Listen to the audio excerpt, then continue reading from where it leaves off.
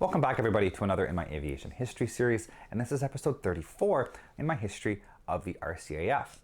So today we're going to be looking at the history of 431 Squadron, from its start in World War II as a bombing unit to today as the RCAF's premier demonstration team.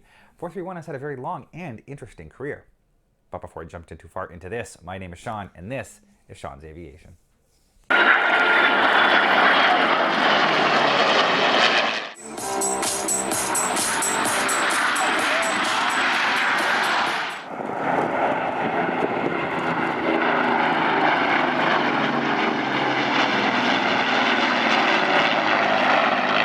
And as always, I'd like to thank everybody who's out there who is watching this channel. If you haven't yet and you do enjoy what you're watching, down below, like, subscribe, hit that notification bell. The like and subscribe will allow this channel to get pushed to more people who are interested in it, and the notification bell will let you know when I release new content, which I try to do quite regularly.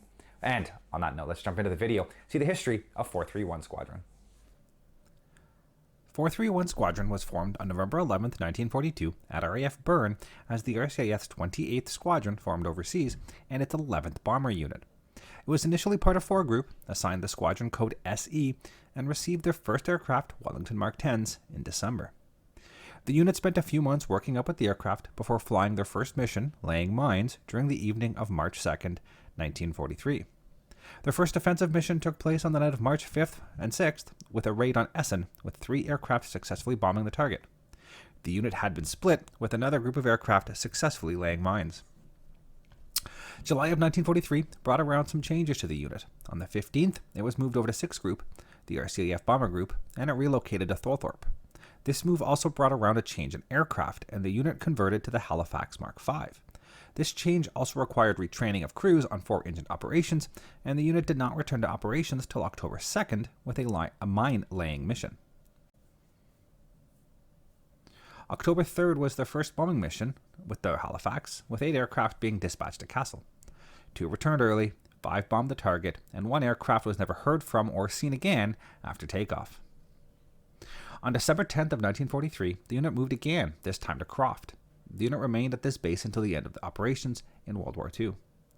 In March of 1944, the unit converted to the Halifax Mark III, and for a short time, both aircraft types were flown on missions simultaneously, with all of the Mark V's gone by the end of April.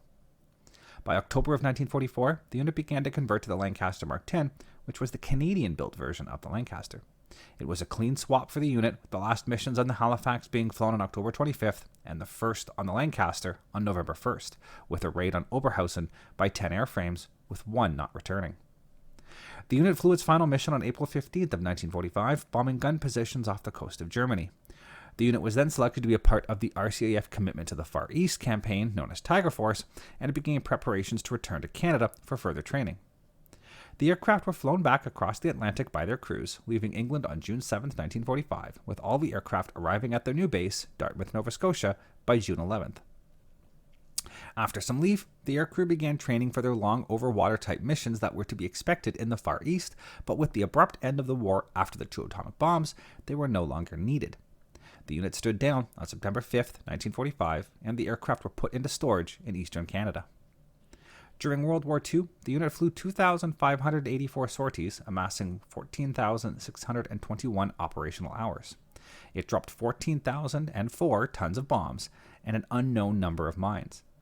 It was credited with 6 enemy aircraft destroyed, 1 probable, and 4 damaged. It suffered 72 aircraft lost, with 313 aircrew killed, 54 missing presumed dead, 104 POWs, 18 safe, and 1 injured.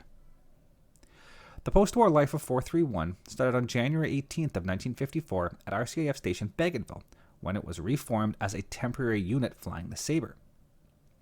It was formed to backstop the RCAF in Canada, while many of the frontline Sabre units were in Europe, and until the RCAF had enough CF-100 units up and running. Their main duties were training of pilots in aerial combat on the Sabre, as well as doing public demonstrations on the Sabre to the public. They had a 4-ship aerobatic team as well as a solo pilot, and were the first group certified to perform formation aerobatics with the Sabre in Canada. While the team never had a formal name, it was a sign of things to come. Their biggest mission was Operation Prairie Pacific, a tour of almost 60 cities across Western Canada to show off the jet capability of the RCAF, which included a formation team from 431, a CF-100 team from 423 Squadron, and a group of T-33s. 431 Squadron was disbanded on October 1st, 1954. Now off on a slight tangent. In 1959, the lead pilot of 431's formation team, Fern Villeneuve, was instrumental in the formation of the Golden Hawks, formed to celebrate the 50th anniversary of powered flight in Canada. They were so popular, they flew until 1964. In 1967, as part of the centennial year, the Golden Centenniers was formed, flying the CT-113 Tudor, and flew for the one season. In 1969, the commander of CFB Moose Jaw tried to reform an aerobatic team. Many of the ex-Golden Centennier planes were still set up for aerobatic work, and had since been painted overall white due to some corrosion from the smoke system. They slowly started training in their off time, and by 1970 had started to perform a 4-ship formation flypast at local events. They were known formally as the, get ready for this, 2 Canadian Forces Flying Training School Formation Team. Rolls right off the tongue. Or informally as the Tudor Whites. In 1971, the team grew to 7 aircraft, and as they became more widely known, more complex maneuvers were added, and eventually the team grew to 9 aircraft. A contest was held by the students of Bushel Park Elementary School at CFB Moose Jaw in June of 1971 to name the team, and they selected the name Snowbirds due to their overall white scheme at the time, as well as the grace and beauty of their flying. In 1975, they were recognized as the Canadian Forces Air Demonstration Team, and on April 1st of 1978, they were elevated to a standalone unit with the reactivation of 431 Squadron, fitting considering what 431 did for those 10 short months in 1954. Today, the 431 story continues, and the Snowbirds continue to fly the CT-113. They dazzle airshow crowds across Canada and select US locations through the summer season. The future is unfortunately not assured for 431, as the Tudors are nearing the end of their life and there's currently no plan to replace the aircraft. Using frontline fighters is not practical, and as the RCAF training stream is privately contracted, being able to use lead-in jet trainers for the team is not a guaranteed thing.